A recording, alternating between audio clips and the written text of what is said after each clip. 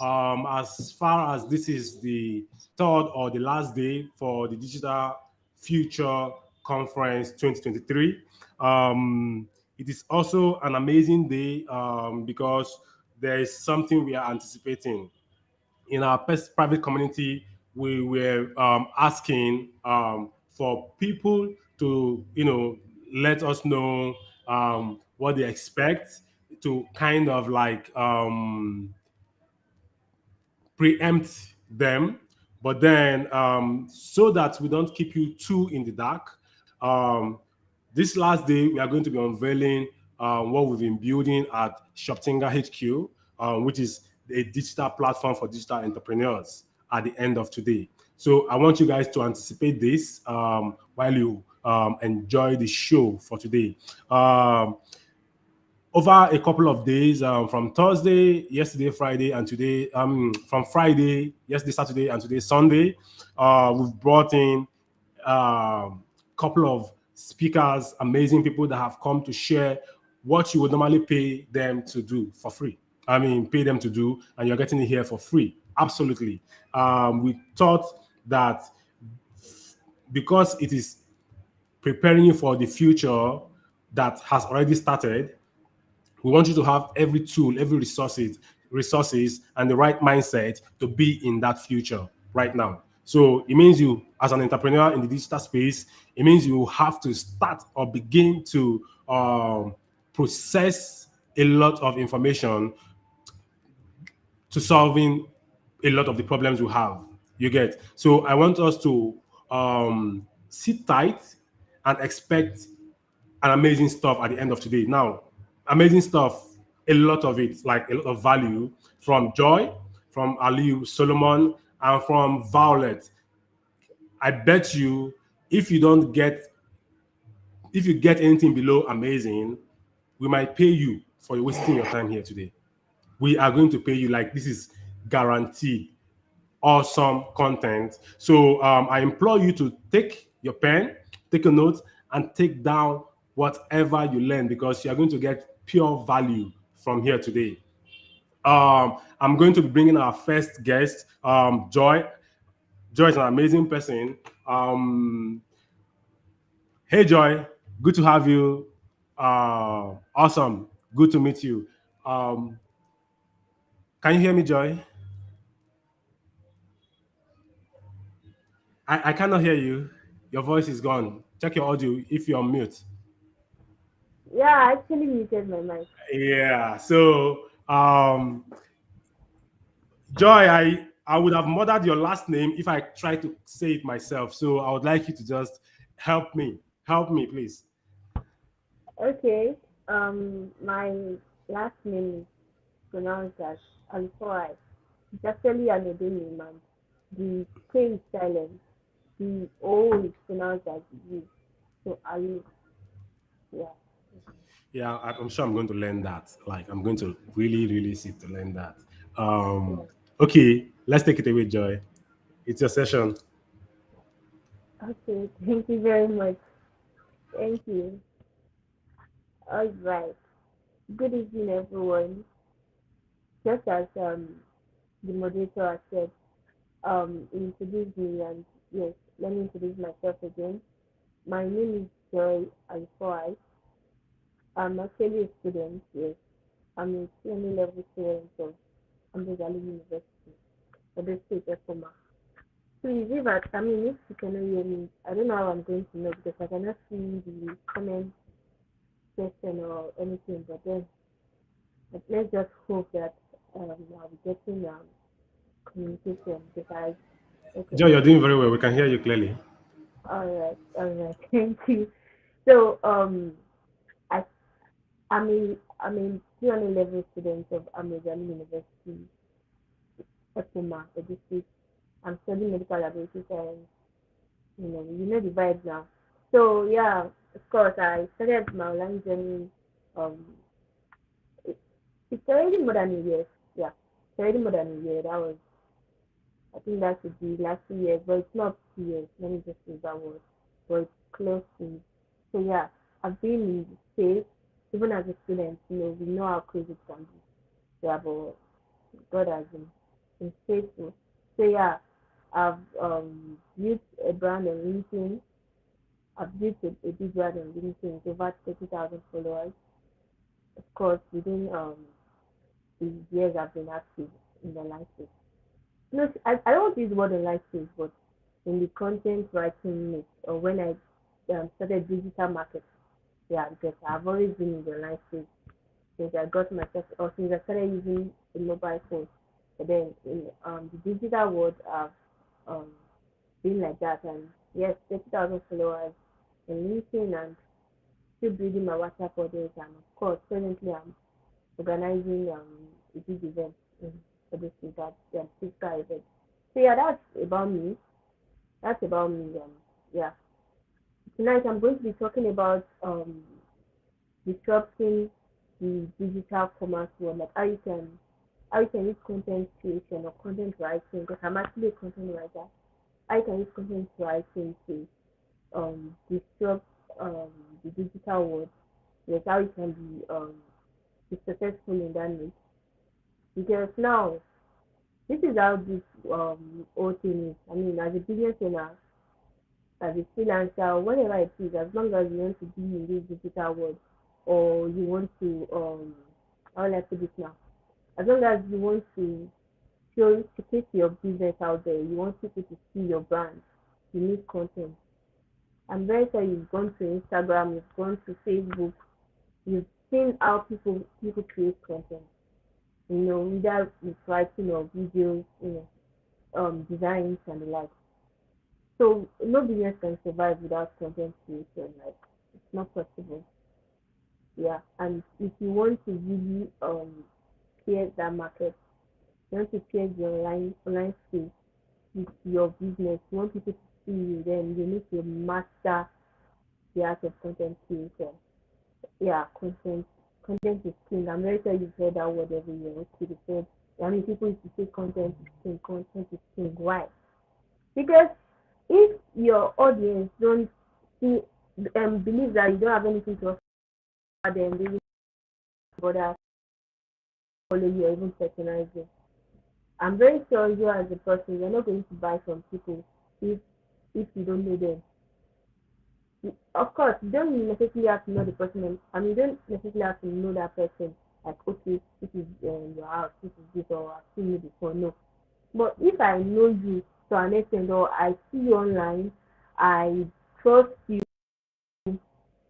I've gotten from you before, I've gotten something valuable from you before, then I'm not going to stress myself to buy from you when you're asking for money.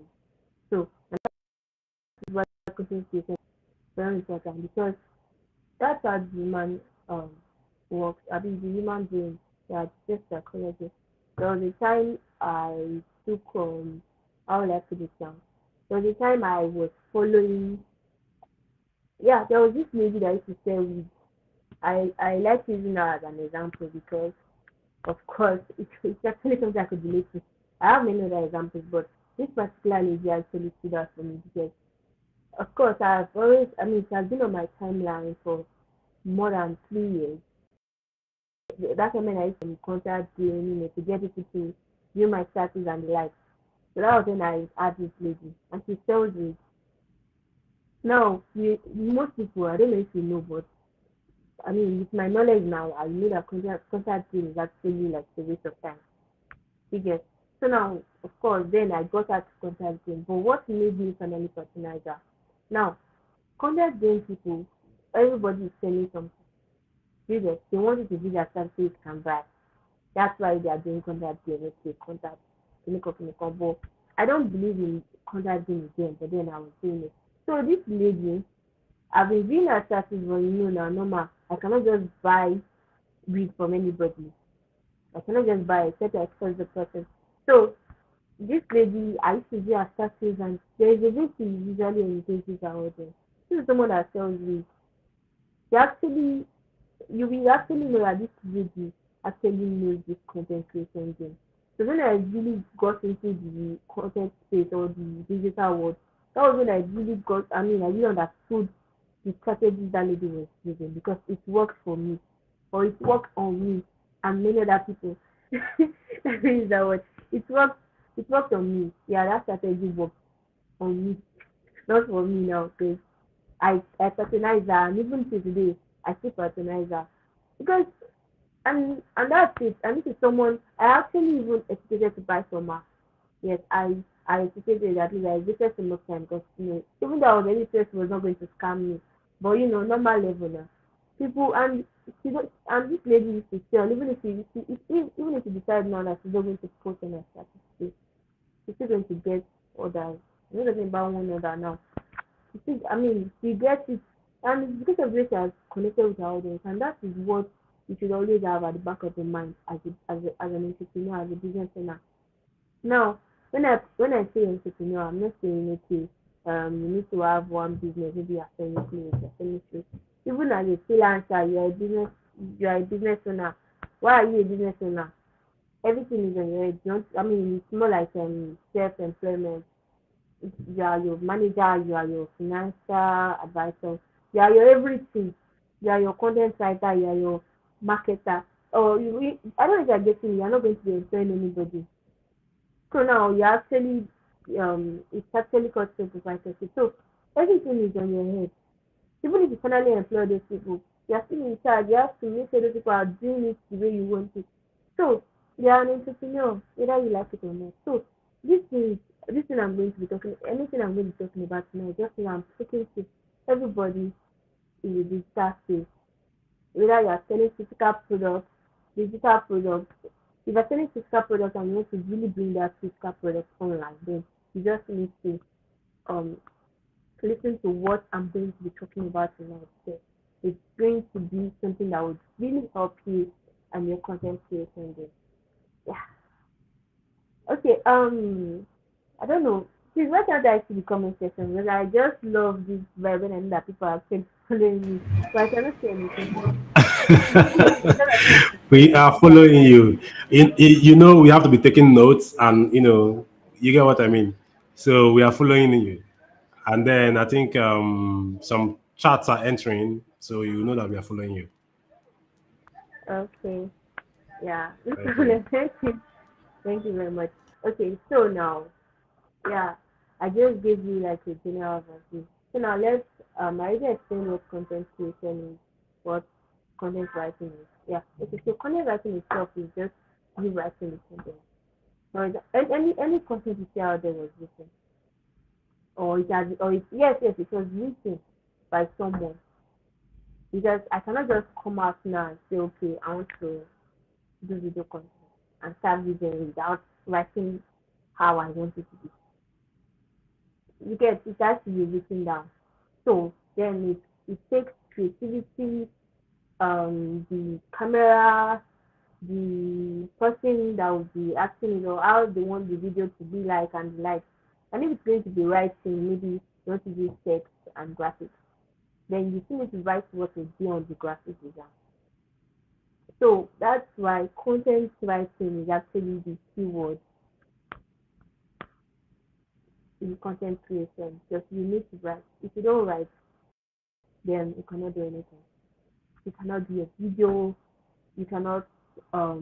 Yes, basically, I think it's more of videos and text graphics kind of type, and you will not be able to do anything content writing. So what is it about content writing? Content writing is actually very good.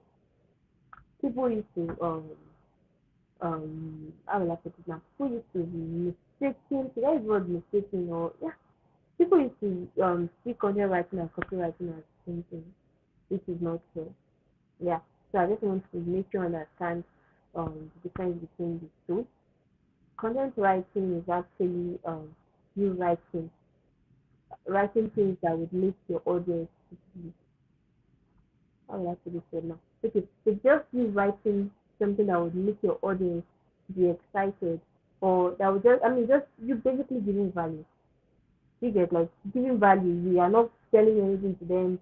You are not trying to get their money.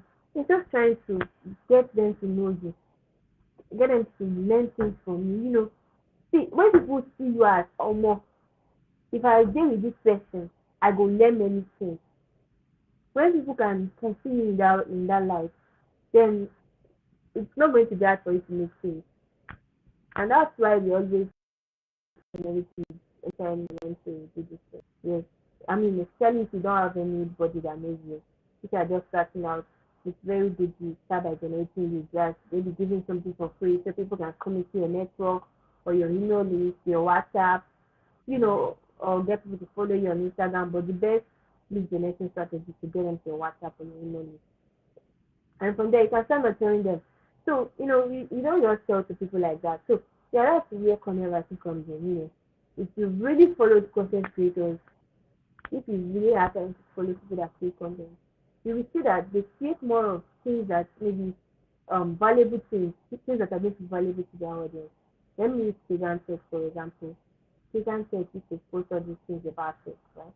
And most of his content are usually him giving people, telling people about phones, okay, how to identify a fake iPhone, all those kind of things. Someone like me that wants to buy iPhone, and I see most of his content really valuable. Of course, I would want to be around him.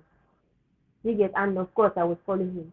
And it's actually beyond just following. Of course, now that thing is those content creator I need to post already made him more like an influencer because he gets influencing the of course, he gets big to promote brands, and of course, his followers are going to follow those brands he's promoting or even buy from them because they believe that okay, for Kagan to post this thing, then who am I? I mean, then these people are not going to be fake. Yeah, that's the word. For Kagan to say, okay, this is this or use this platform, use this is a Siva, download the Siva app, something like that. Then that means this app is actually something I need. I don't know if you are getting me. So yes, that's actually how it works. So your focus, especially Yeah, we're getting you. thinking. So your focus as an upcoming business. Look, there's a lot of coming business owner now. Okay, your focus as a business owner, that wants to navigate or leverage the online platform. Your focus should be your focus basically should just be you trying to engage already. Like let these people see me as someone valuable. Let them see me as their friend. Let them see me as their guy, like their best friend. You get? And that's it. If me I can see you as someone that is close to me. I don't know if you understand this feeling. You might not understand the feeling, but you will know somebody online that has made you feel like that. I don't know. Like Davido now, Davido fans now. Of course, they'll see Davido Davido. Even though they've not seen Davido in person, but to them, it's as if Davido is their friend. You get, of course, Davido is actually a very big celebrity, so I know I went too far, but then that's how it is when you decide to see yourself online, or you try to get people to see you in order to showcase your brand. Because see yourself, you are a brand, even before what you are selling. You are your brand. You are a brand. Whether you are selling clothes, you have to be your brand first because before you bring your little collection, your clinical, come and buy what you are selling. I've not eaten in that many days. All those ones, you don't need to do that.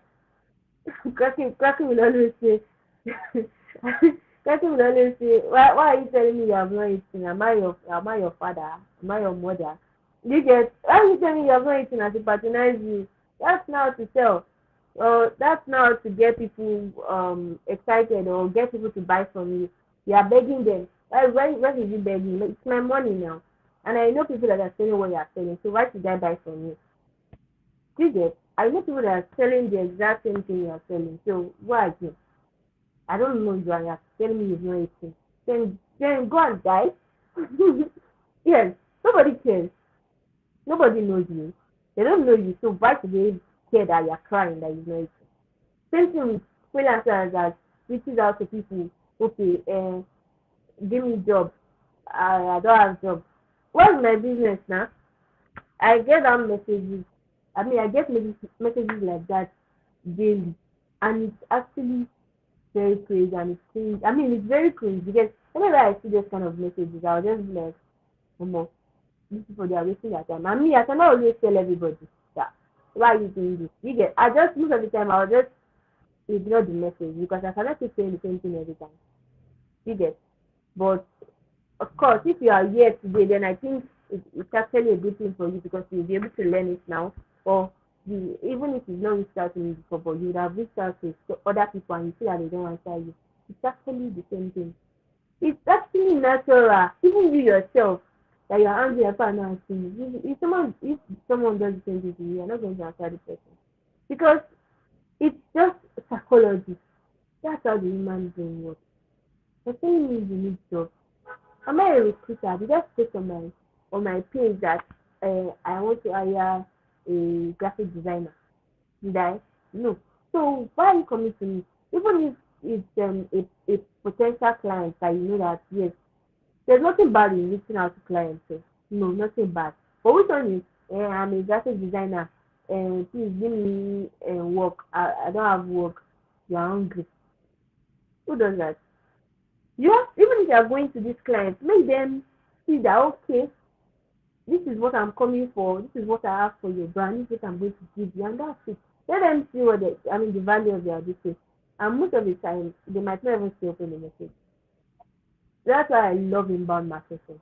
I love it, and that's the content creation we're talking about.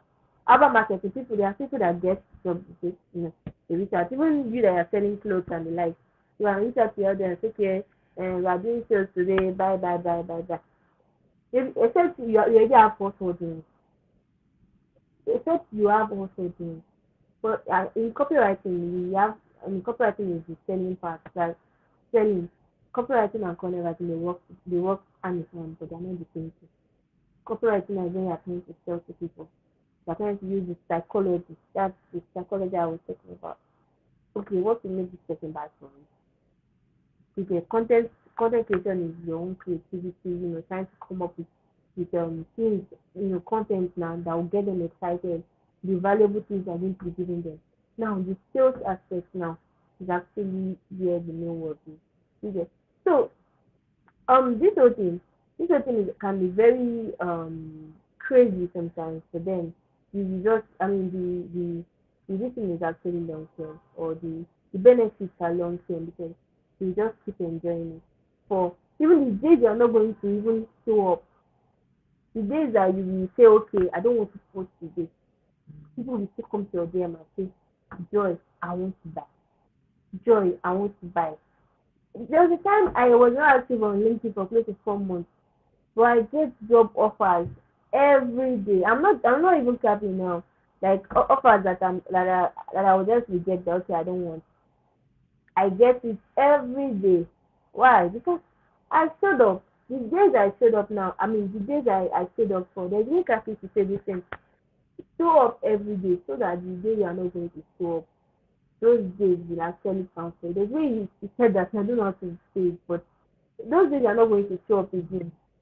There should be something that people would remember you for that. I've not seen this person today. How far? I want to buy. You don't have to always post. Some people, if they don't post, they will not make it. And you've not started working on yourself. If you're in that category, you are a freelancer, you're looking for a job.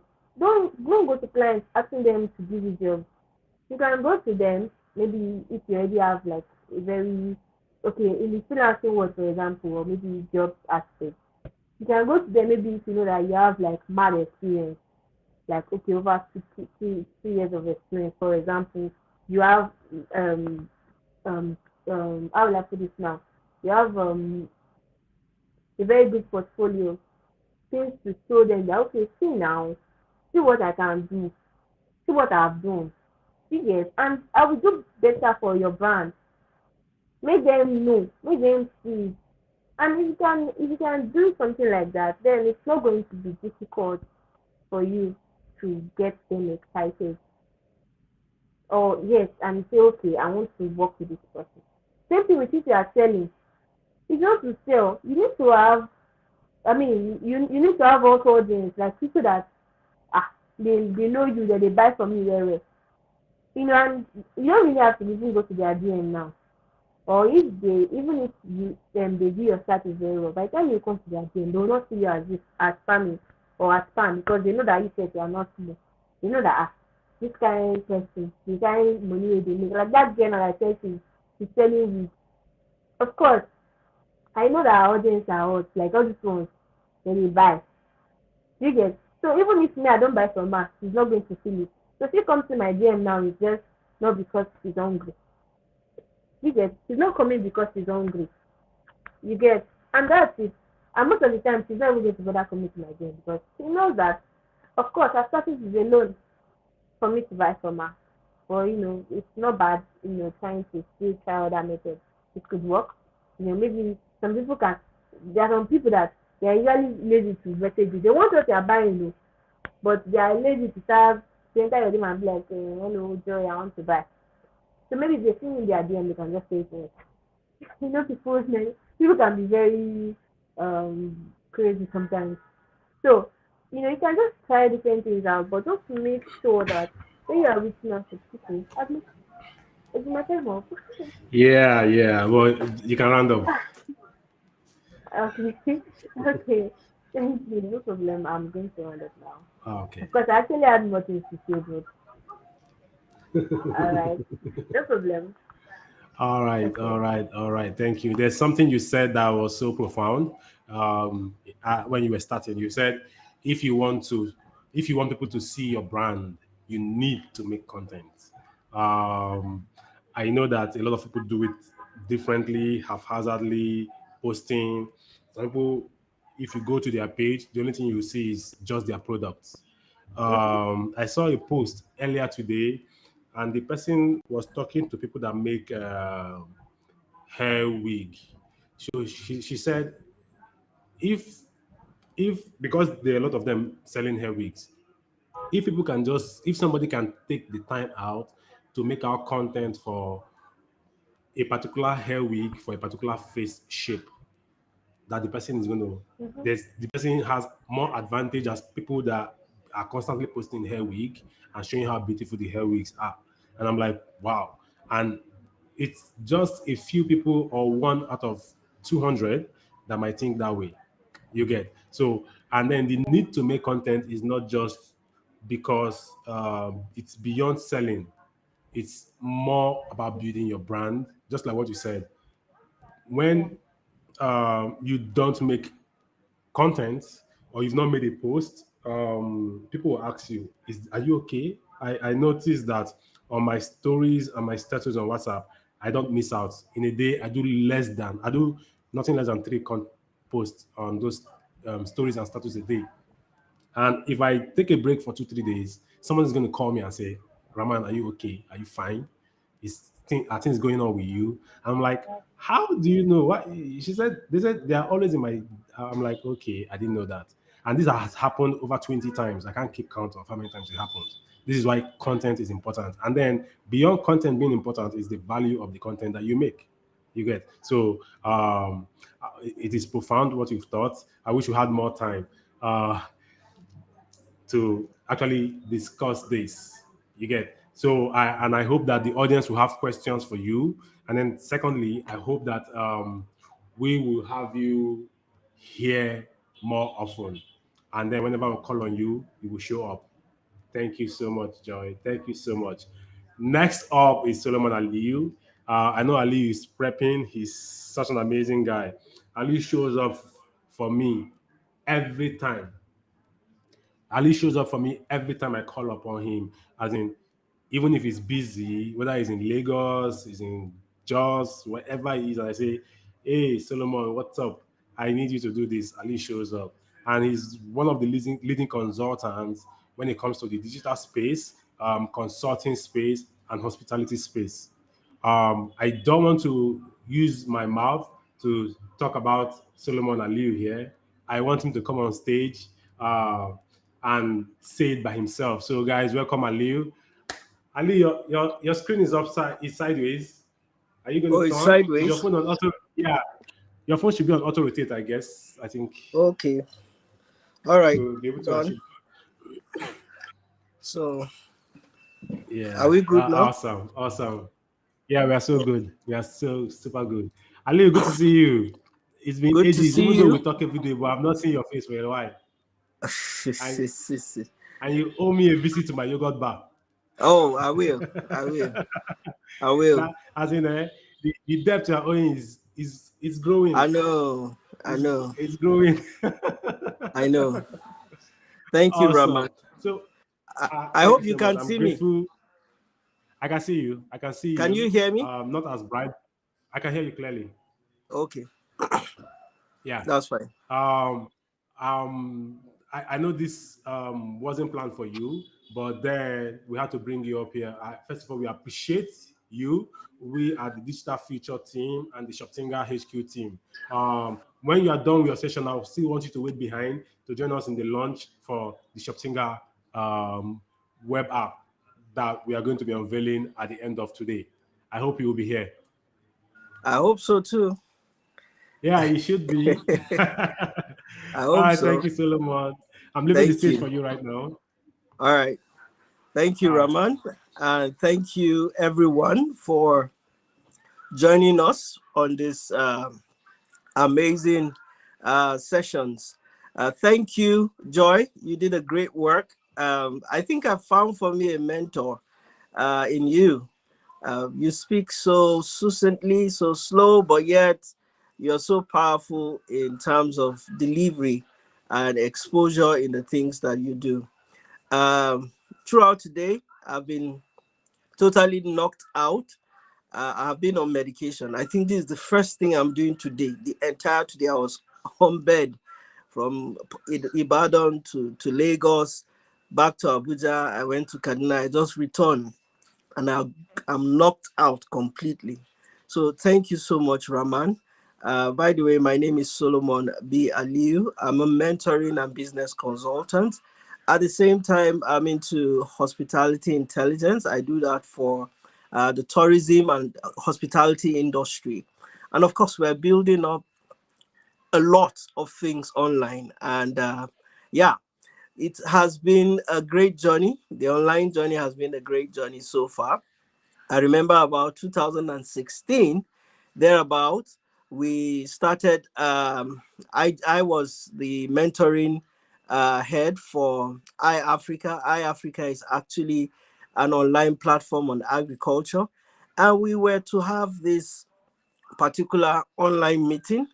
And of course, iAfrica have a collaboration with few countries like Ghana, Kenya, and few other countries. But amazingly, while we were doing our preparation, sending flyers for this particular meeting we were to hold on WhatsApp, amazingly, the link got into a very big platform. When I say a big platform, a platform run by some Ghanaians, and they happen to be in almost every country in Africa. So when our post or our flyer got into that particular group, it went viral. It went viral to a point that we had close to 1,000 people who wanted to join that session. So we have to create more than 2 or 3 WhatsApp, I think 3 or 4 WhatsApp group. Anything we are doing on one WhatsApp group was spilling into other WhatsApp group. But that's to tell you what the internet or the online space has been long even before now. And it happens that that was the first moment that, as small as it may be, we call it WhatsApp, but that was the first journey that began for me because I have started more in the knowledge-based industry. I used to work with the telecommunication industry, a multinational telecommunication industry. Then about 15 years ago, I resigned and moved into the consulting industry where I work about 3 years without salary. Why? Because I was trying to build up my capability in the space of consulting, and that spanned from mentoring to other part of management consulting. But as the journey progresses, even before the lockdown, with the surge that we have, I just shared about that iAfrica, where we had a spillover of people wanting to participate in this online class. From that spill, I built up network and relationship with people from different African countries. And it happened I begin to organize how to start a consulting business on WhatsApp, and there we sell other kind of PDF materials and stuff like that. And we continue to grow. We continue to expand our network. And the amazing part is that people were impacted in Ghana, people were impacted in Cameroon. That's how powerful the online space means to all of us. But something dramatically happened 2020, well, when we had the total lockdown. It will amaze you to know that many companies went down completely. When we say went down, they were down completely. Nothing was left. A lot of companies have not recovered from lockdown till date.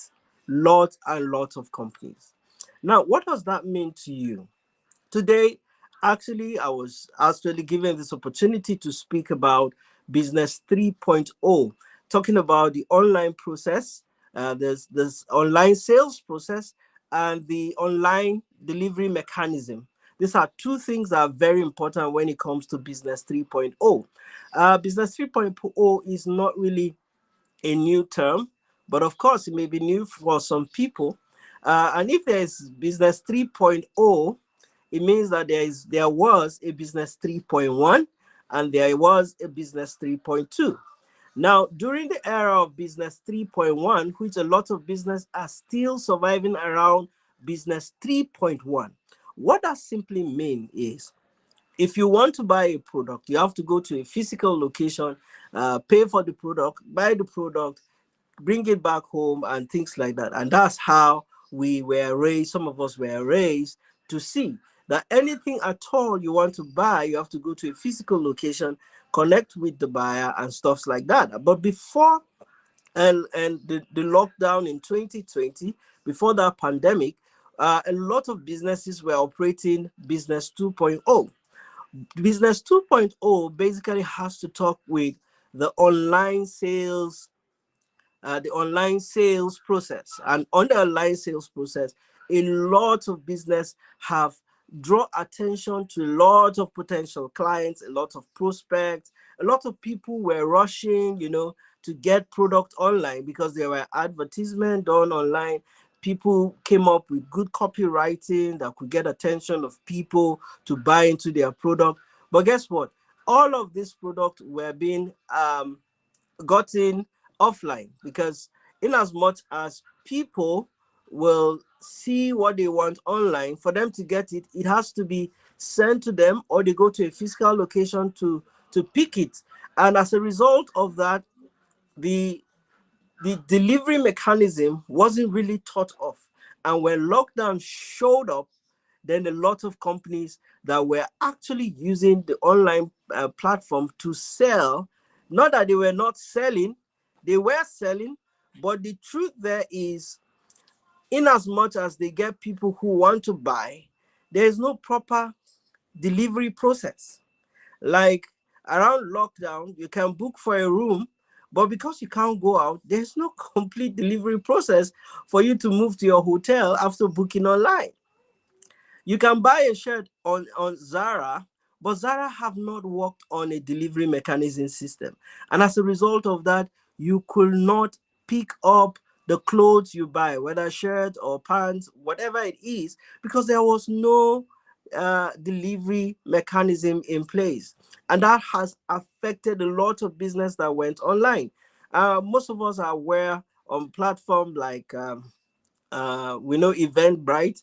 Eventbrite used to be a platform where you sign up for a particular class online. When you sign up for this particular class online, you go to a physical location to have this training or this coaching or meeting, whatever it is. There was a proper online sales process, but there wasn't a proper delivery mechanism in place. So as a result of that, that was the invention of Business 3.0. A lot of people were seeing Zoom as, no, it's not really necessary and all of that. But suddenly, during the lockdown, it became that platform that everybody has to be present. They have to be present because they want to continue their business. They want to continue their other engagement and stuff like that. So, and that is the switch. Although even before them, there are organizations or businesses that have taken advantage of business 3.0. That's having like the 50% online process and the 50% um, delivery mechanism in place. So when you look at platform like Jumia, they have to upgrade. They have to upgrade. And that is why during lockdown, you could buy food. Over time, it was stretched because the delivery mechanism process was complete for some platform that you can buy online and request to have it. And few hours later, a knock on your door and you could receive that. And Amazon took advantage on this online sales process and the online delivery mechanism so well that within frame of certain number of months they were able to turn in billions and billions, and the founder we knew at a certain point ended up becoming like number one in the whole world in terms of wealth. So what does that inform you? It tells you in the age that we're in, things are failing. We're in a very volatile world where things are changing. And if you refuse to improve or upgrade yourself, you find yourself caught up into uncertainties, and that those uncertainties can lead you into a lot of ambiguities, or you catch yourself into lots of complexity in the world that we're in. But people who understand this business 3.0 tend to know that I'm not just building a content, a digital product, or a digital service. I also want to make sure through the entire online space I'm able to offer it as a sales, and without people seeing me, they can buy and receive it in totality. But you see, the age we're in today is very important to know that in as much as you have physical product, okay, you have physical product, it's also good to have physical service. These are channels where we make ends in terms of income. But very importantly, in the age we're in, it's very important to have a digital product and at the same time have digital service. And this in turn will set you up to certain structures and systems that will give you tremendous kind of income. And that's why today we have lots of platforms like Paystack. We have platform like Seller, that you could put up a digital product or a digital service, and you are paid without even knowing who paid for what. Just like Joy was talking about her getting offers upon offers. But if you don't have a proper delivery sales mechanism, you can have pile of offers, and if you can't meet up, of course it means that you have lost sales in that regard. But with the proper delivery sales mechanism, it's very important to note that you can have offer and it's being delivered. Everything is done on automation. And today we have a lot of automation taking place, like the AI is taking over many in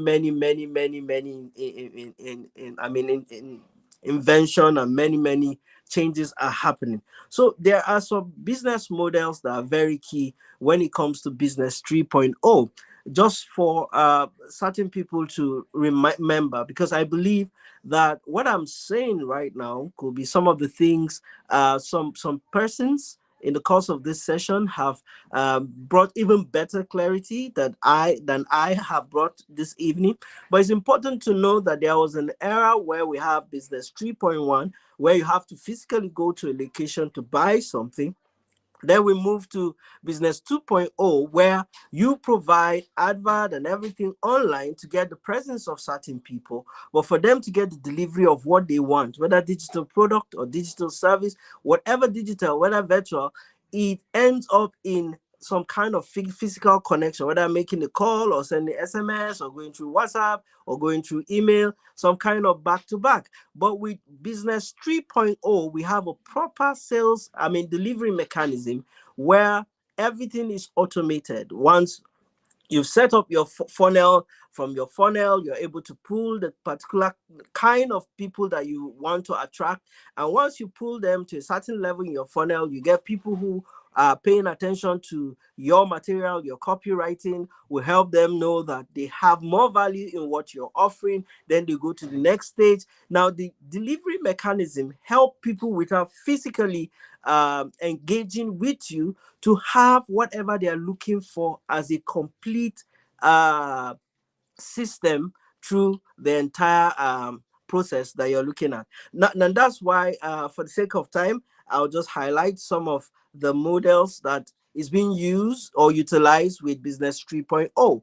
And this platforms include platform like affiliate marketing. This is something that almost every young person knows so much about, because affiliate marketing, of course, has to do with you when a platform pays you commission every time you refer someone to buy a product or a service. And the good thing with Business 3.0 is that you just, as an affiliate marketer, you just put up the advert or you put up the information out there to people, whether through good content writing, good copywriting, which other way you're able to offer this. There's a complete system that makes sure that the person who signs up using your link to getting the digital product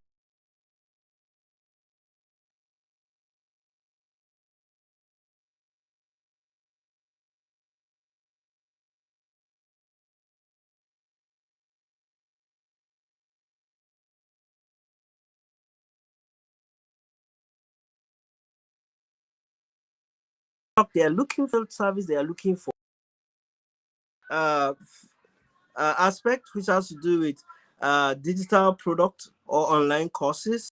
A lot of young people have taken advantage of this space. I remember 2021, I had a terrible accident.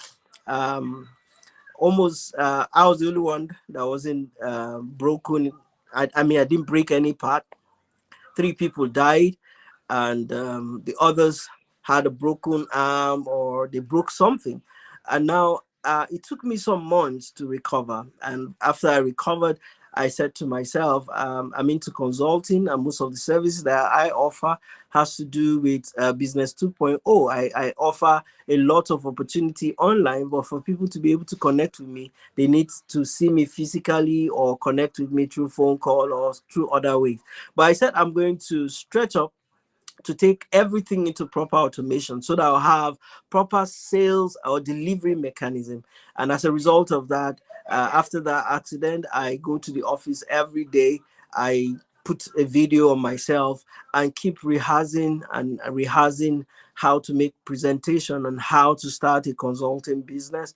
Then I move into different aspect of mentoring. I haven't built some reputation around mentoring, working with one of the biggest platform with federal government, working towards setting up an entire mentoring program for the entire civil service of Nigeria, and many other platforms. So, but now I said I want to transfer all of this knowledge to the digital space. So it's not about just going online, it's about building me, because there are no menial business. There can only be menial mind. There can only be menial orientation. In other words, there are no bad business on earth. There are only bad business orientation. So what I realize is when I improve me, it improves on everything that I offer on the online space, because part of what my reputation tends to do and your reputation tends to do is to build part of your brand equity, and that's one thing that the online platform can do for you. Now, having said that, it's very important to know that it's not just creating a digital product or online courses. You have to create things. Sorry. uh, what a great country. All right. Since you can hear me, I can't reach out for the gen, but the light is off. So, in order to create this Yeah. product or online courses, it's very important to know that you must come up with things that have gone through diverse back and forth refining, because you can't tell using the online space how far your product will get to. you have no idea.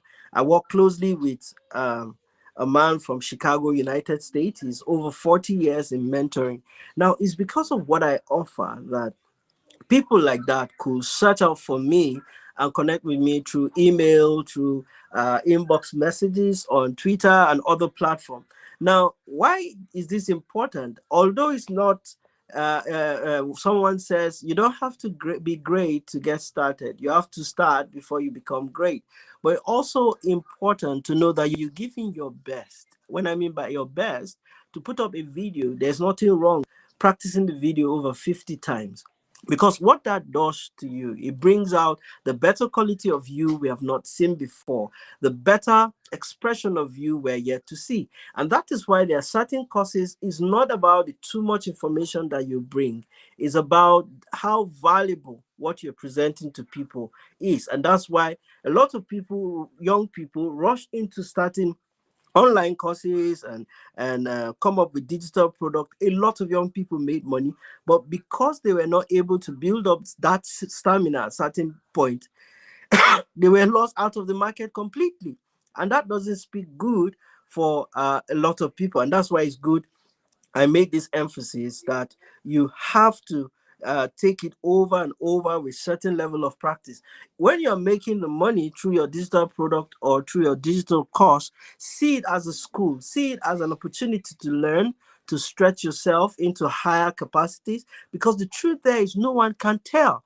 That could be a multi-million dollar industry.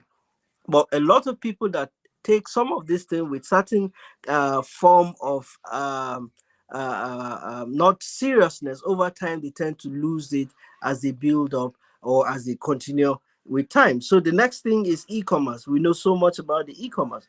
The biggest winners of all are businesses that sell their physical product online. Not only the selling, but they are able to deliver this product through the online space. And of course, everything is almost seamless. We have platforms like Amazon, we have platforms like Alibaba. Jumia is trying, but we know that Konga has not broken even up to now, but they're still in the market doing their best to give us the best as people. Then visual event. On creative visual event is very important, not only to concentrate on the sales process only. It's very important to also concentrate on your delivery mechanism. And when we talk about the delivery mechanism, you can use their different platform that gives you opportunity to do recorded videos, and everything is being set up automate based on automation. Without you going there, you're making money constantly because you're using business 3.0, where your sales process and the delivery mechanism is ensuring from the offer you've placed and the consideration people make to the point where they say, I want to buy. They're not necessarily seeing someone physical who is engaging them, but the entire process pays or give them the offered product or services or a virtual program or event. And at the same time, platform like Seller is able to take back your money without you actually physically engaging the platform. We have other platforms like Paystack and lots of them, lots of other fintechs that are building up in the country. Then we have done for you services, and the done for you services before during 3.1 business 1.0, people will have to go to certain places. I want to learn computer and all of that. But during business 2.0, people offer these services, but yet they go to a physical location to want to go and do this program or courses. But when it came to business 3.0, where the sales process and the delivery mechanism have to be put in place, done for you services can also be carried out fully automated. So the emphasis of this business 3.0 is such that in as much as we get into the online space, we should utilize the business 3.0, where we have the totality of our sales process in place. At the same time, we have the delivery mechanism in place. Now, for the sake of time, I'll have to stop here. Sorry, I was rushing. I need to take certain medication and be out of your face in a couple of minutes. So, Mr. Rahman, Thank you so much. I don't know whether I was able to do justice to I, my time. uh, um, Sometimes when you are done or when you're on stage, I Yes. don't know how to hold the excitement. And then sometimes I lose track of time because you're there. Yeah, Uh, if you're giving this stage for like 3 hours, I know you will hold it. So definitely. we are blown away. We're excited. We say thank you. I'm wondering, you're in Abuja, and they're taking your power. They are taking light over there. I still have light for crying out loud. What is that? You It should move. happens. I have two questions for you before you Yeah. go. Um, there's this common thing happens, and you mentioned them. Is Amazon the greatest of all time in commerce, online commerce?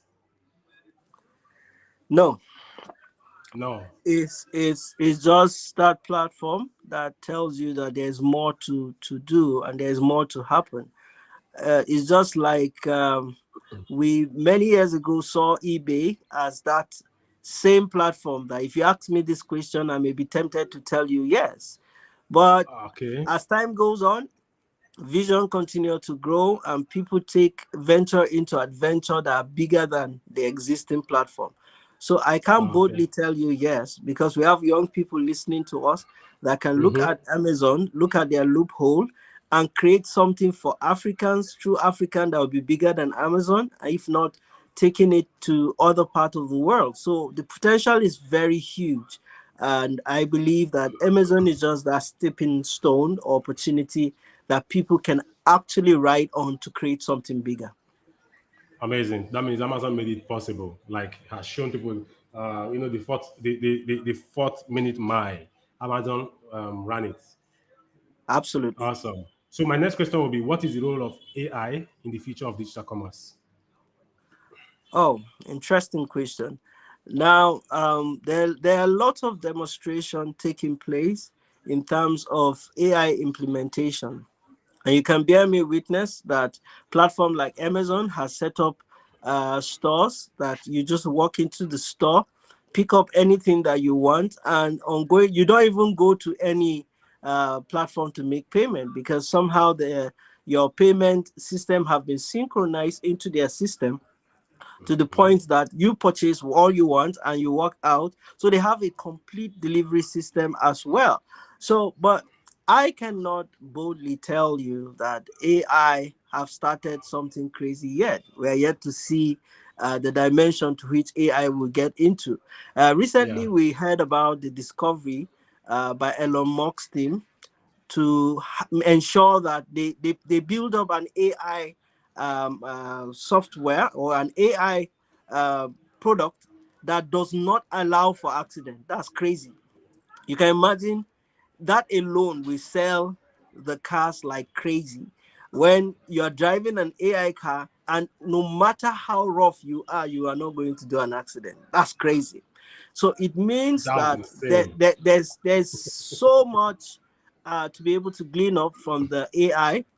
It's so crazy. And that's why, as I was privileged to be one of the advisors for Next Gen, Next Gen happens to be a 100% AI platform. And the founder of Next Gen happened to be a medical doctor and he uses crutches. So it's quite crazy to see a medical doctor that uses crutches. And he is in Nigeria, but he has students in Stanford, Cambridge, and way back in Harvard University. So it's a privilege working closely with Next Gen.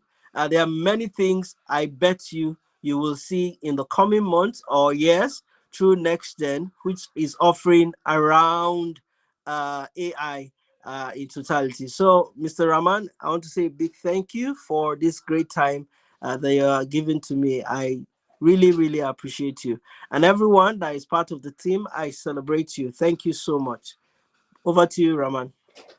Thank you so much, Solomon Aliyu. You are an amazing speaker, and I hope you stay behind to the end for when we will do our opening of the product. Please, even if you have to go do something, please come back. You get. Okay, Uh, I'll try. Yeah. so thank you so much. Thank you. Our next speaker and our last speaker for this event and for today is no one else but Violet. Violet is an amazing person. We're talking backstage, and she said she's moving to Abuja, and it means whatever she has been building wherever she is, um, she's going to carry it. It's like when she was saying that, I'm like, imagine the digital space. If we had been in an era where you can't move anything, then it will be hard for her to relocate because she'll be considering, oh, her staff, oh, the building, the structure she has built. But right now, she can go anywhere and still continue her business. So, guys, as hold on as I bring in Violet. Hey, Violet, it's Hi amazing to meet you. guys. Yeah, I Good know evening, you are in a everyone. place. Thanks for being Good here evening. today. Yeah, I know you are in a Yeah, place it's where you very can't chaotic do here. that. Yeah, Nigeria is chaotic. I think we should put that as our experience. We are entitled to put that in our experience that we live in Nigeria. You get what I mean? So, And we're global uh, noisemakers. are you good to go now? Yeah, definitely I am. All right, good to have you here. Take it away, Violet. Okay, okay. Hi everyone. Thank you for being here today. It is an absolute honor to be part of a topic that might seem complex. But I promise by the end of this, you'll see how it's transforming the way we do business. And I'm talking about my topic, blockchain and commerce, right? Um, so yeah, that's what I'll be talking about today, and it is more exciting than you might think. So before I go further into this topic, allow me to introduce myself briefly. I'm Violet Benson, and I've had the privilege of working in the ever-evolving landscape of digital commerce for quite some time now. I mean, really, haven't we all? If we talk about digital commerce as it is, like whether as marketers, promoters, business developers, or plain old customers using services online, shopping globally, and so on, we've all been involved in the landscape of digital commerce. Now, over the years, I've witnessed firsthand the sweeping changes that have shaped this industry. And today I'm here to share my insights into a game-changing technology that's changing the way we do business as we know it. And I'm not just here as a speaker, but as actually a passionate advocate for the transformative power of blockchain, and especially in the world of commerce as we know it. Because here in Nigeria, I mean, come on, payday has been trending all weekend, right? And that is one major reason why we should be thinking about blockchain solutions. Now, to kick off with this theme, um, I like to share a thought-provoking quote by the renowned American economist and Nobel laureate Milton Friedman. Sorry, I have to put my phone on do not disturb. So many people are trying to join this event and they're texting me. Um, but Milton Friedman said the internet is going to be one of the major forces for reducing the role of government. And the one thing that's missing, but that will soon be developed, is a reliable e-cash. And that's what we have today. Because now we find ourselves in a world where technology born from the very roots of this prophecy is changing commerce in ways 2010. Would you have even grasped okay, apart from people who started blockchain earlier than life, would we have even grasped the whole concept of NFTs, DeFi, and the rest of that, right? But now, how do we describe the blockchain? And don't worry, I won't hit you with those complex jargons. I want this to be as clear as possible for those of you who are still trying to wrap your heads around the concept. Um, so to make this clear as possible, let me use this analogy to explain to us who are yet to grasp this concept. Imagine a dystopian society. I know we watch dystopian movies. Like, how many of you here have watched Love, Death, and Robots? And I think now human counterpart of the movie Black Mirrors, right? That's an example of um, uh, I don't know, movies that paint a dystopian society. Imagine in a society like this are logged into one giant, unbreakable, unhackable, and untouchable floating ledger in the sky. Think about that for a second. One that everyone can see, like you can just walk out and you're seeing a floating ledger. And you're just thinking, whoa, this is huge. And instantly it appears there, whoa, this is huge. Violet's thoughts recorded on by 8:20 evening. This is what Violet thought about. Imagine that. That's what kind of like what the blockchain is, right? A shared digital diary that records transactions, and it is literally floating through the cyber cloud because not one person can get their hands on it and control it, right? Think of it as a communal Google Doc, right? We know about how you can share a Google Doc link and multiple people can view. Some people can be editors, blah blah blah. Now there's nothing. Not one person can be an editor while other people just view, like it is in the current traditional commerce as we know it, right? Um, in the blockchain, what's remarkable is the fact that while everyone can view and verify these entries, no single person can manipulate or even erase the past. The past is the past. So if you uploaded your nudes on the blockchain, honey, it's not going anywhere anytime soon. It's like an inerasable, tamper-proof journal. Neither, nothing is going. And if you think about it in the positive way, which is what we're looking at today, then there's transparency, right? It's like having a video or sound recorder that always remembers the facts. It's preserving every detail with unwavering accuracy. So I call this commercial era of the blockchain the trust revolution because it is a revolution, right? Um, I don't know how many of you are conversant with Napoleon Bonaparte and the French Revolution, right? So if you studied history or just randomly think about stuff like that or read about stuff like that, you'll see how Napoleon Bonaparte did something very revolutionary in the French history. So that is what blockchain is doing for e-commerce.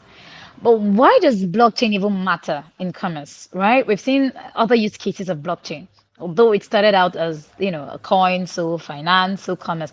But why exactly does it matter? It's simple. It's all about trust. Our digital transactions often rely on intermediaries like banks or payment providers to confirm the authenticity of our transactions. Like, oath in point. Someone just sent me cash like since 11:54 a.m.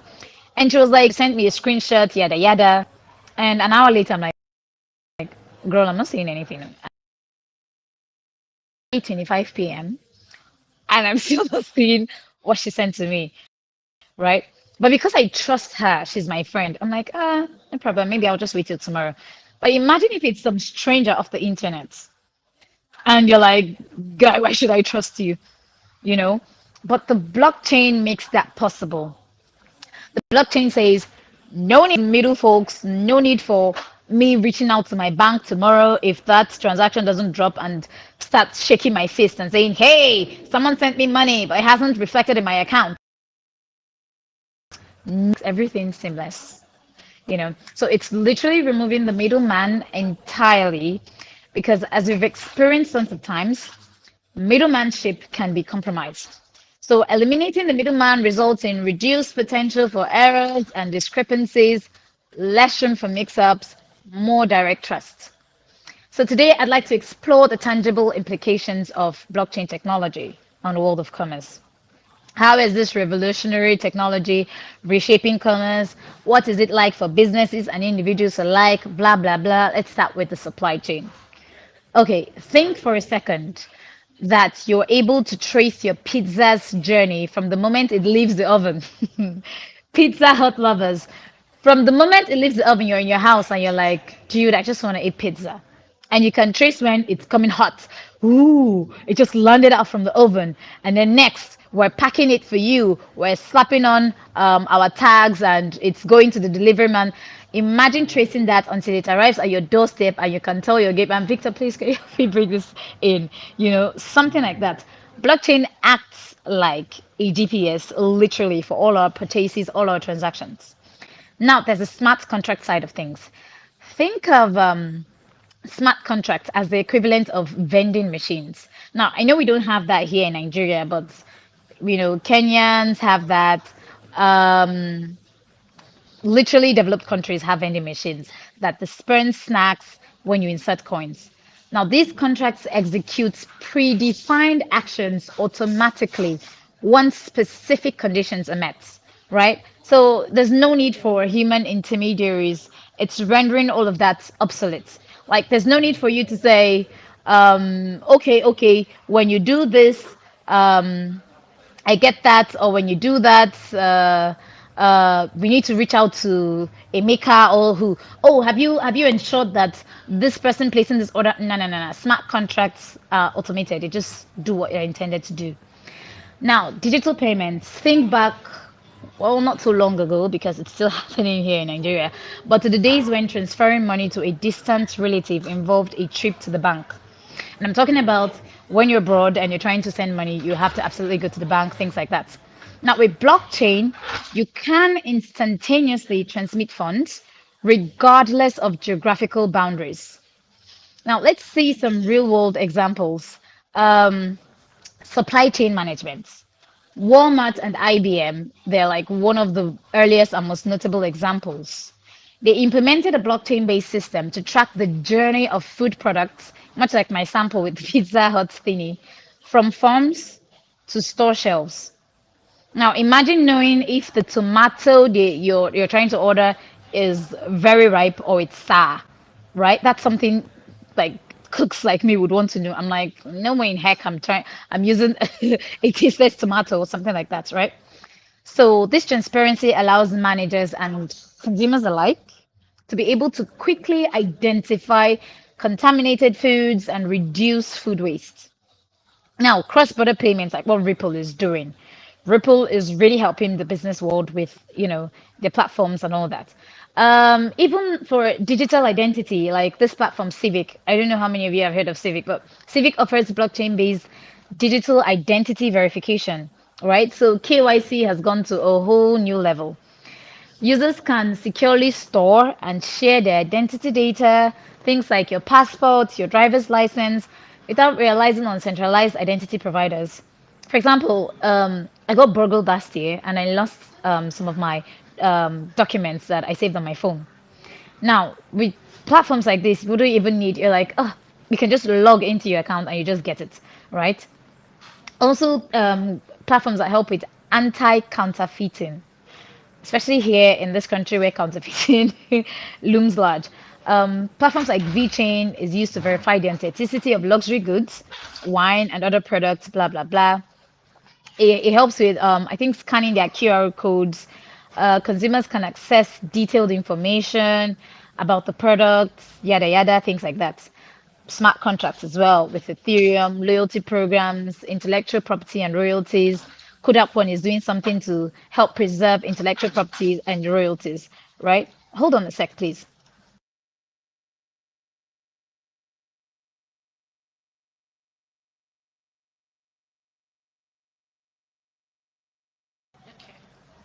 I am so sorry about that. I told you guys I'm a chaotic place. But yeah, so sorry for the breach in transmission. Okay, right? A lot of have heard about exclusible, and I don't know how many of you have heard about the Omniversity. They partnered with me at the last event I hosted, the last two events I hosted in June and July, where like literally SNDs could create like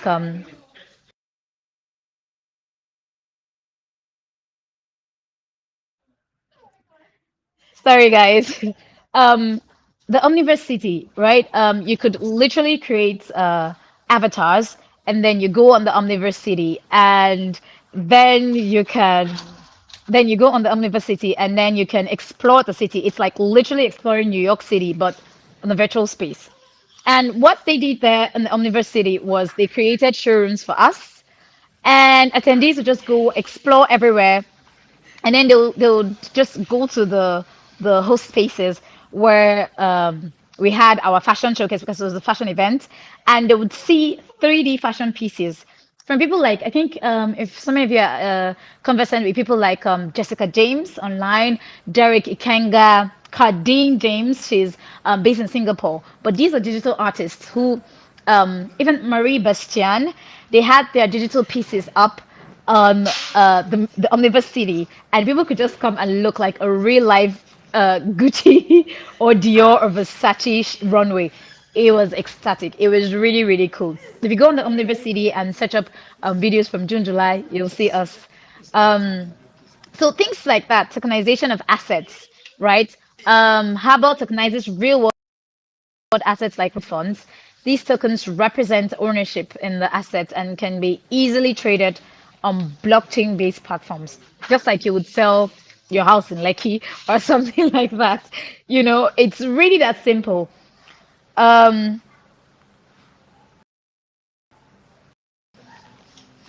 okay, yeah, Dominion. We have time for questions, please. I just want to run through my points for time. Okay, what are the benefits for businesses, right? I know you guys are thinking, what are the benefits? But number one, like now the employees at payday are not secure, and that's sad.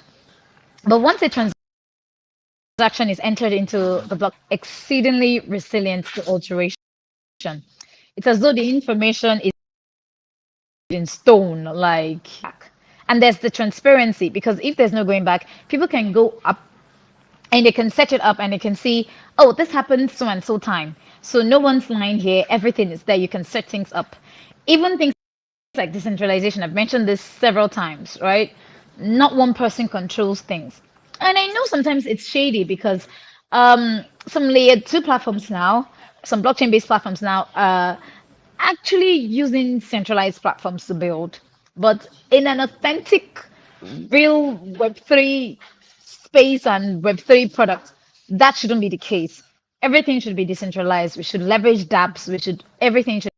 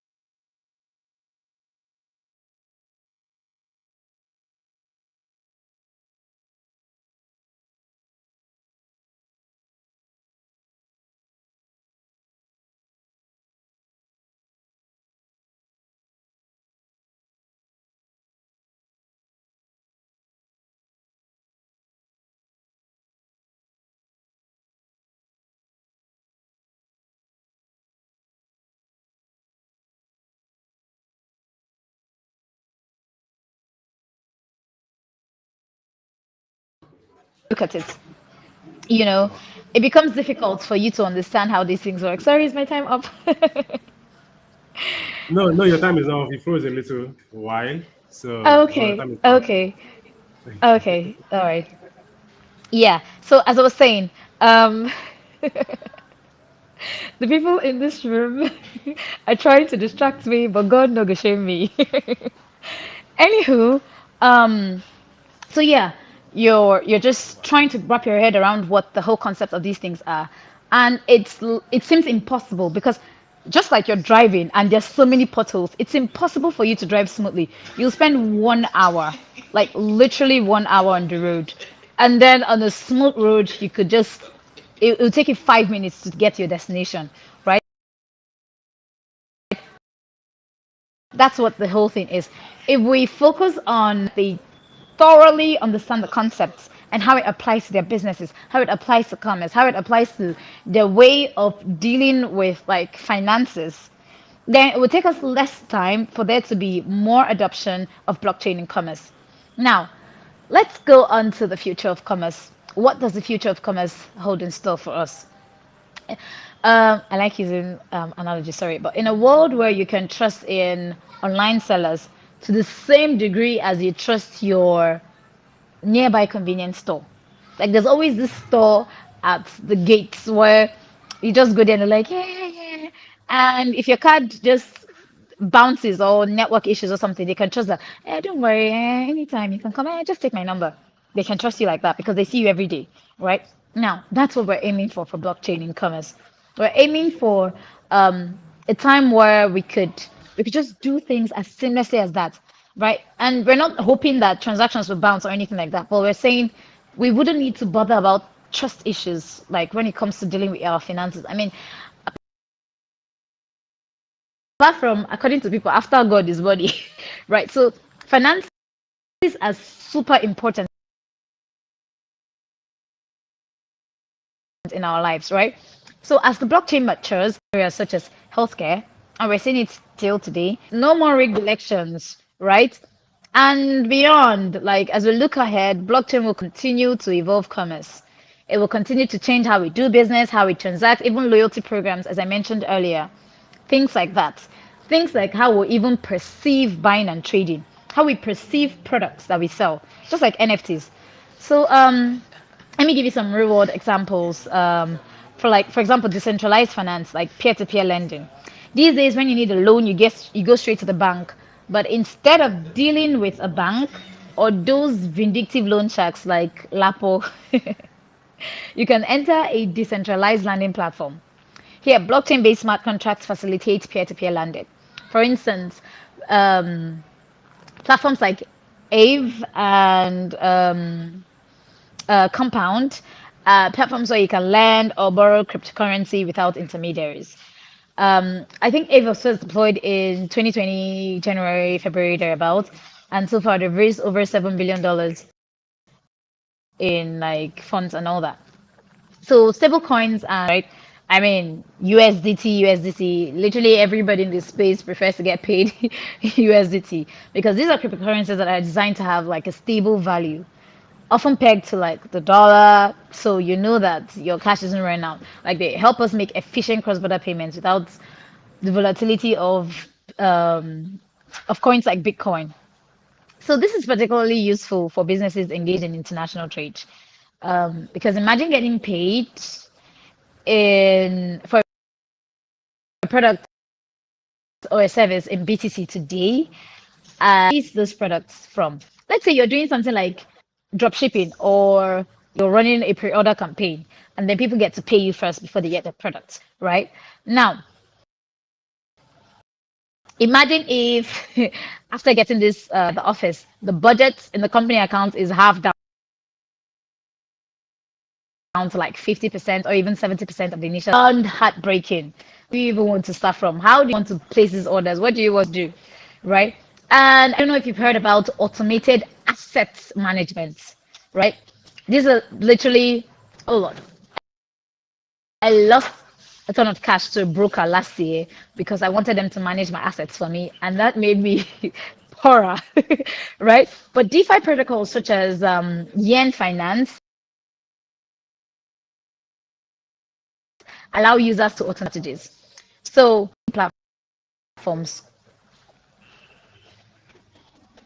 Yes, blockchain eliminates the middleman issue. Yes, exactly. So this optimizes your returns without actively managing your investments. So for example, this current tip, right? The tip craze is something that's blowing up social fi as we know it. Today, a lot of people were complaining about how the system halved their yields. And I was like, ha, what is all this? Right? Now imagine a new platform like Tip or even something better comes up with an automated asset management, like an automated asset management system or platform. You can actually set rules to maybe move your assets from Tip to the next big thing without breaking any stride. Excuse me. I think just like when you're like, okay, when you get to a certain value, I don't want to continue with this platform again. I just want to move on to another platform and stuff like that. Now, non-fungible tokens. These are like one other way that the future of commerce is changing. And due to time, I wouldn't go into much details because we already know about digital art and collectibles. If you guys want to know more about this, I would be writing a blog post about this topic. And I am sure Raman Otayo would share that to the group for you guys. Um, but imagine like an artwork, an artist people like sold this artwork for like how many? About almost $70 million at the time. That's huge. Even for unicorns, like to get that amount doing business, that's huge. The NFTs made that possible. Gaming and virtual real estate, like I think I was talking to a friend the other day. He's the founder of this gaming app, and he was talking about how people can use the app. We're just going through the tour, and I was like, "Holy schmoly!" Right? So these decentralized virtual worlds that people use to game and just to buy, sell, blockchain. Even I think on the gaming app, you can even do transactions. Like you can actually send your friends crypto without having a wallet address, without even requesting for wallet address. You just send them tokens, and that was mind blowing. So at a previous event I organized and hosted, our partner I talked about her Charlene from the Omniverse City. She set up this virtual showroom and everything was just going fine. And if we wanted to sell NFTs, she could just make that happen on the platform. Like you just literally need to send her your designs and she'll set everything up. It was really cool. So we could the thing was that even people in the room could hear each other. Like we're in the virtual space and we could hear each other just like how it is with regular gaming. But transactions are going on like in real time. You're just using your avatars. And when I was like surfing through Spatial one time, I saw someone set up their CVs, like their CV on Spatial. And I was just touring through the room, like the digital room. And I saw someone else come and I was like, hi. I'm like, hi. Like, we're here to look at someone's CV. And we're just seeing on one large virtual wall oh, my work history. I worked here in 2017. I worked here in 2020. I worked here in 2014, blah, blah, blah. And I'm just seeing things. I'm like, whoa, okay. You know, so solutions and platforms like this open up new revenue streams for gamers and developers alike. Now, on to the cocoa of this example, music and royalties. Musicians are exploring NFTs to sell limited edition albums or exclusive access to concerts. Now, I am writing a piece attributed to our boy Mubad piece, right? So yeah, I also shared that on the group. So artists don't really need to starve and suffer from toxic record labels and management to be able to like make ends meet. There's a way out to the blockchain technology. When a song is streamed or sold, the smart contract linked to the NFT distributes the royalties directly to the artists and collaborators. And this just eliminates all intermediaries. There's no naira to spoil anybody's life for them, right? You're just going straight to the point to people who love you, who respect you, who like want more of what you do, right? There's no middleman to like to spoil your joy. Like this boy could have literally been alive right now if, for example, he had been with a better record label, or in our case with blockchain, he didn't even have any record labels to begin with. He just went on to stream directly to people who love his music. Now, with these examples, it's very clear that blockchain technology is driving innovation in commerce. Now, we need to stay curious to stay alive in this industry. Because the moment you just blink, like I said, when people use phrases like, oh, it's fast paced or it's an ever evolving landscape, we're not just doing copywriting here. It really is an ever evolving landscape. And if you blink, you miss a lot. So you need to stay ahead. You need to explore new DeFi platforms. You need to understand how NFTs are reshaping industries and stay updated on emerging blockchain projects because you never know who you want to partner with tomorrow for your project, or you never know what tools you'd like to use to develop a project of yours. So this is still a brand new landscape. Don't ever think that, oh, you're too late. This is still brand new. The possibilities are limitless. And by staying curious and open-minded, you can be part of the front runners of the blockchain and cash out big time. So before we conclude, I'd like to open the floor to questions. I was seeing some questions pop up, but I'm so sorry. I had to just stream through Oh all of yeah. this. Oh yeah. So this is the first question that I saw. I don't know who the question is for. He said, just to make out the meaning, said, I have a question. I think it was from Solomon, but I think you can answer this one on behalf of Solomon. It might kind of deviate from what we are talking about. My question is, as a digital creator, what are the criteria to put in place in getting mentorship as regards? Do you get As that? regards Did you get it? what? Dominion. I don't know. Yes, I got that. Ah, Okay. So, as a digital creator yeah, looking to get mentorship, I would say you engage with your mentors. It's kind of like closing a client, literally. Stalk them on all social platforms. Do busybody, be the busiest body ever. yeah, Like, I was in a session with, I don't know if, and he was like, he stalked someone so much, he stalked even people on his network. So his post started appearing the most on their timeline. And the guy reached out, and said, dude, how do you do this? Like, your post is the first one I see, and even the last one I see before I log out of LinkedIn. So you need to show up all the time and don't just say, oh, great post, oh, nice one. You know, yeah, think about what they're saying. Really, if you don't understand what they're saying, ask questions. They like things like that. People like to show off their knowledge or something like that. Ask them, you said this and that. I'm not really clear. Can you expatiate further? And that can lead to a thread. That can lead to a discussion, like a Google Meet session. That can lead to a weekly session, a once a week session, and it can lead to, the mentorship. So it all depends on how you show up for them, how you promote their projects. If there's any project they're working on, you can go on, talk about it. Oh, so and so person is working on this project. This is what I think about this project. This is what I like about this. This is what I listen. People love that sort of thing, right? But don't make it cringe worthy. Don't do it. This person is just too cringe, right? Just have a limit to it. interesting, interesting.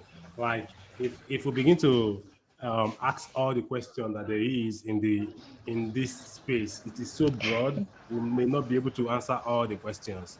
Um, Even though when we answer the questions, Yeah, except it's something that has been happening before, um, it is almost yeah,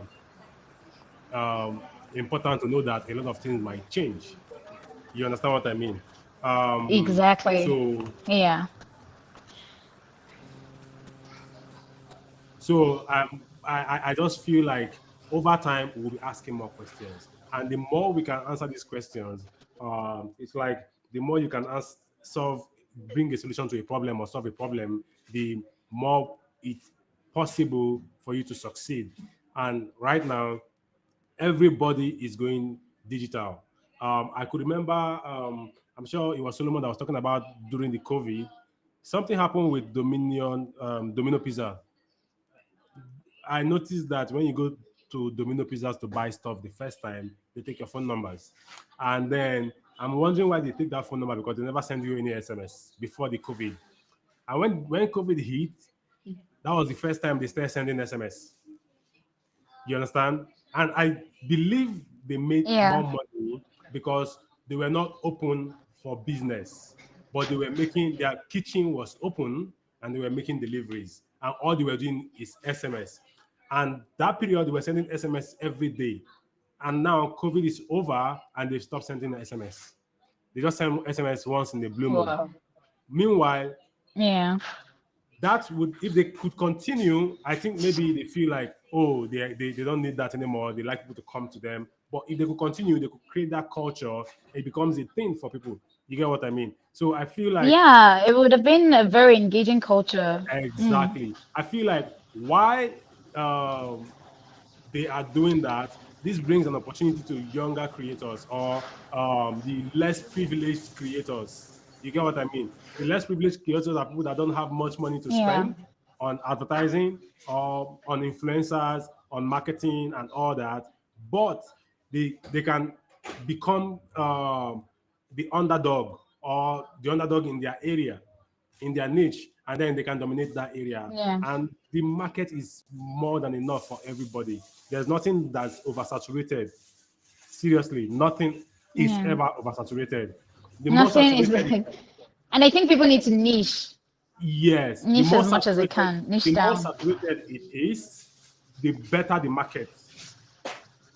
Because the Yeah. buyers feel like, oh, this is where it is. It's like going to Alaba to buy electronics. We have a lot of electronic stores there. People still prefer to go to Alaba. And that alone, that number alone of suppliers brings the demand. You get what I mean? So it's something that's going to happen. Yeah. Which leading in, I know that I had to box you and Solomon into this last minute part. You can see on the screen here, I have something on our screen that's called Shoptinga Online. uh, Taiwo, Tommy, and the entire team at Shoptinga has been building this stuff for over 3 months. Like it has been night day building, and a lot of emotions has gone into it. We know we have a lot of digital creators that all they struggle with is put their product on a platform. They have to deal with transaction fees or commissions from the platform. So we're thinking, how do we make digital creators put up their product online, sell, and then have less commission deducted from them? So, and it has been a pain. I know people will say, oh, Amazon takes a lot of commission. Amazon does this, Amazon does that. And we feel like, what do we need to do so that it doesn't affect people? So Shoptinga bears the cost for transaction, um, and then the fee for commission is way less than a percentage. It's a percent. I think Taiwo will come up to discuss that That's soon. cool. Yeah, give us the intel into the entire thing. He's going to walk us through the product, and then we'll learn what this platform does. Uh, Now, the platform is so good, you could sell any form of digital product from courses, softwares, books, um, to digital assets. Like some of us have blogs that we want to sell and you don't know where to sell it. You can come here. Some of us have digital businesses that we want to sell. We can come and upload them here and sell. And the commission fee is just a tiny bit without stress. You won't feel it. You get what I mean? And then you can say, Yeah. "Oh, I don't have a bank account. I don't have this." You have crypto. You can sell via crypto or fiat. So Taiwo, I don't know if you are up. You can come to give us the education around this and let us know how it works before we release it into the market. It's actually live right now. If you go to shoptinga.online, you will get it. You will get the link. I don't know if you can type in. Let me type it here in the chat area right now. I think it should be shoptinga.online. Give me a moment there. Let me do this.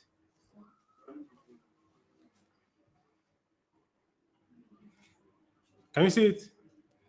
It's showing right here. So Taiwo, let me wait for you. Come up, please.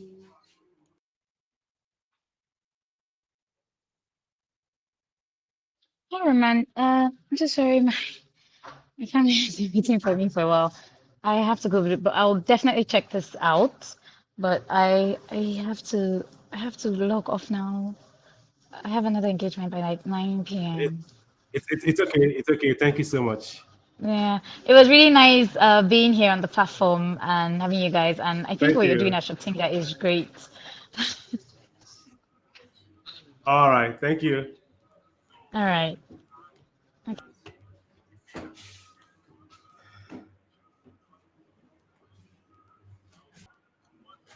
Solomon, are you there? Yes, but I wasn't. I didn't hear what you said earlier about Shotinga. Like I was saying, Shoptinga is a platform for digital creators. If you're a business owner that owns digital products, or you own a business you want to sell, and your business is digital or online, you can sell it. So this platform is to sell digital assets like designs, courses, um, you know, you can name it. Softwares, you can sell softwares, companies, all digital. So if you're a digital entrepreneur, and I noticed that some people may not have the energy to build a business from scratch, or they could buy one. You get what I mean? They could buy one. They could buy from somebody that's already built something. A friend of mine last week bought a logistic company, and he was wondering what the value of the logistic company is. First of all, he went, the bikes. He went to check the bikes were old and all that. He's thinking, oh, he had a bad deal and all that, and he was angry with the seller. And I'm sure the lawyer didn't even do a good job. When I saw it, so I had to dig deep, and I'm looking at the other assets the company has, like the customer base, the acquired customers they've acquired, or the prospects they have, and how many orders are coming in on a daily basis. It turns out that this company is churning out orders every day, and the guy doesn't see it. He's looking at just the bike. I'm like, it won't take you up to 800,000 naira to fix all the bike and fix all the parts in the bike, and then you put the bike in the bike, because they are constantly having orders, and all he has to do is take that business and make it better. You get. So then he now saw it differently, and now began to process, buying that business and all that. So it's easy to not know what to do, and do it wrongly. But I feel like people should now begin to find a way to digitize almost all their products or their services, like you thought earlier. Are you there? Are you there, Solomon? Yes. Yeah, like you discussed or taught us earlier, people should begin to find a way to digitize their services, their products, in whatever form they can. You get what I mean? So that it's easy for them to be able to hack it and then move their business anywhere. I'm sorry, Violet has had to go early. She was moving, like I mentioned, she was moving. She's going to move from Port Harcourt to Abuja, and then she's going to move her business because her business is completely virtual. You get. So, can you hear me?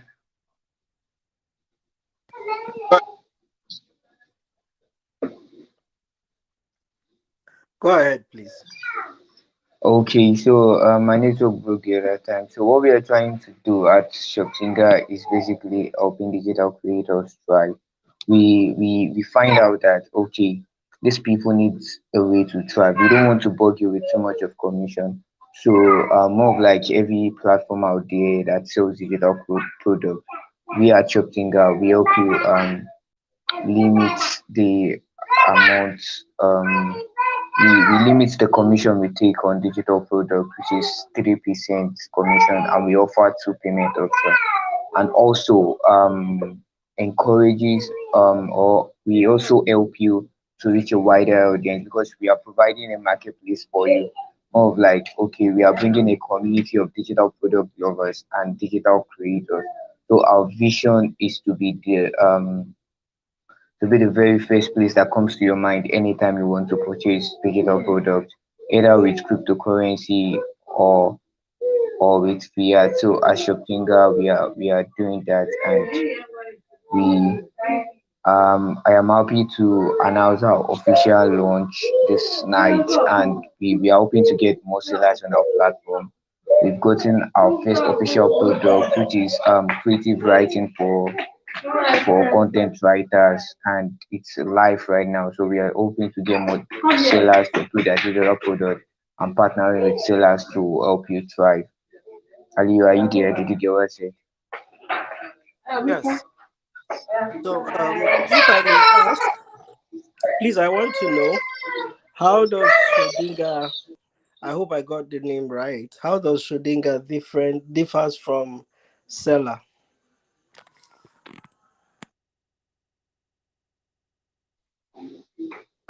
Okay, I think let me say it like this.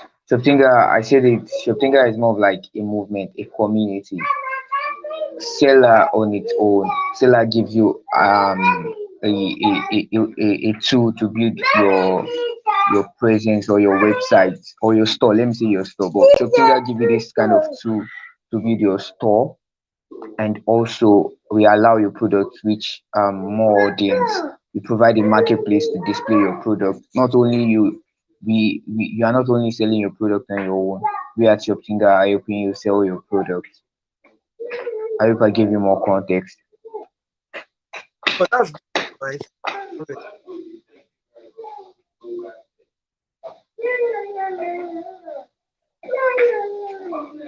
And of course, it makes a lot of sense.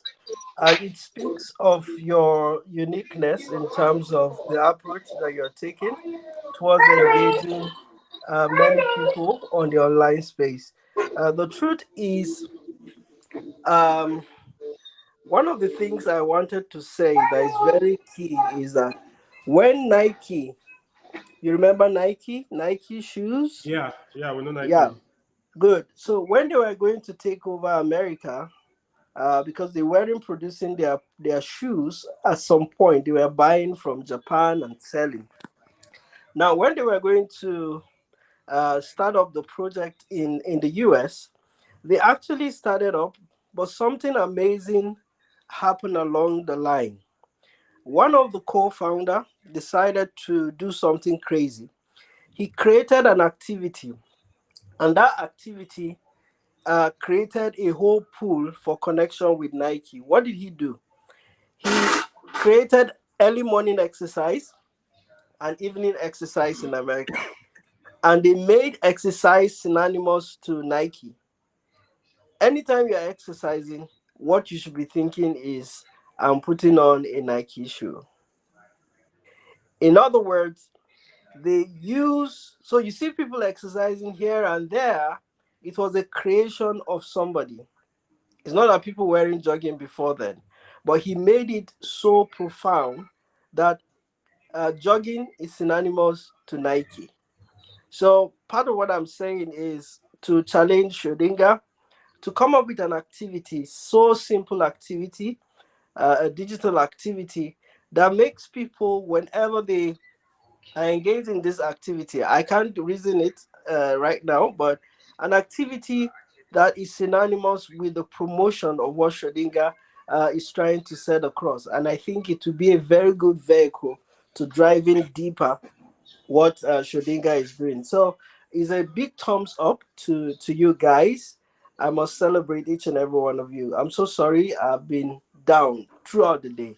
I'm on medication, so I may even go off any moment from now. But I don't know whether what I said was a bit resourceful or not. Yeah, Thank you, what you Taiwo. said, what you said is so resourceful.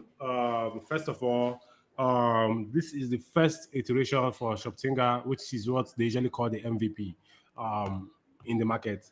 And the idea for this event is to show it to the public and then begin to get feedbacks because we may not be able to say, oh, this is the idea of the activity we will do, but we'll do a couple of activities, hoping that the entire team at Shoptinga are open to doing, the work that is required. We do a lot of activities and see what ticks with the audience. and then it becomes a norm or becomes a habit and all that, then it becomes something for Shoptinga. So thank you so much, Ali Solomon. Thank We you. I look apologize. We have to forward take your to. entire time. I said I look forward to making lots of money on Shodinga. You will. I'm going to be messaging you tomorrow to start uploading your product on Shoptinga, Yeah, your courses, your companies, yeah, your and assets on Shoptinga. We look forward to that like instantly. yeah, we've gotten our Thank official you. product. Mr. Ramon, can you reload the website? We've gotten our official product, the first product on our platform by so we've gotten our first official product and we are looking to get more products. We are ready to sell your product for you at Shoptinga. This is impressive. Okay, that's good. Congratulations. So we should be popping wine for this. All right, thank you, Solomon. Thank you for giving us your time. Guys, um, message us at um at Taiwo, what's that email address? Shoptinga email address. Message us at support@shoptinga.online, or you can reach out to us on social platforms, Shoptinga HQ, on LinkedIn, on Twitter, on Instagram. You can reach out to us if you've got any issues, either becoming a seller, signing up, logging in, buying products. We want to get your feedbacks and we want to help you solve your issues. And you can drop your issues at the community. We have a Shoptinga inner cycle, and if you are not there, send a message to us on our platform, on our social platforms, or reach out to us on our email support@shoptinga.online.